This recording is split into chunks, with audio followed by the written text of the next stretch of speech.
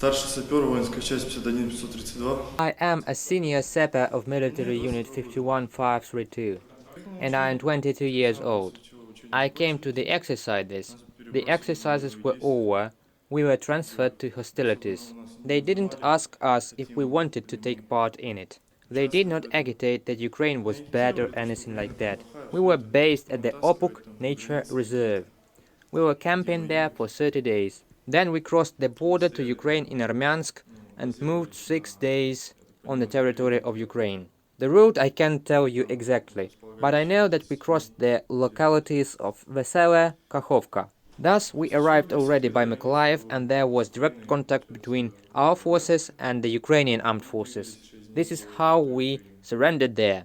But before that, we were on the way, and we had already seen the situation escalating, and the fact that we were not coming here as peacekeepers, but actually to fight. We asked our commanders what the hell we were doing. Let's turn back and leave. We got the answer that we won't make it home, because there are echelons behind us, killing those who are deserting. The people I met with in a small circle of people we crossed the pass with, all of them were in the military, and they were told the same thing. Really, there are those echelons that are killing people who are trying to get back home. Of course, I want to go back, certainly. I want to go back. Now I understand what kind of trouble the place where I worked got me into. I probably won't go back to that place where I worked in the army. They blatantly cheated and dumped me like a piece of meat. People just really figured it out only then. I mean, we had all our phones taken away, we didn't watch the news, the situation in Ukraine in general, what was going on. We were told there were no civilians in each locality, for example, but they were there. We were alarmed. The next time we surrendered, 15 kilometers before, we realized that these missiles that were flying were not going at the military.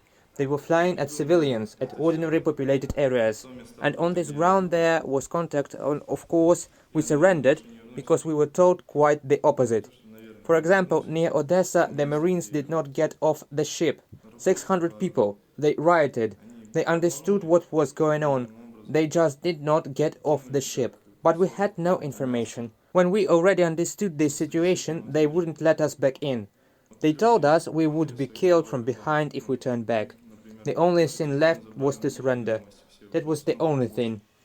I won't work in the armed forces anymore. It is not the right place.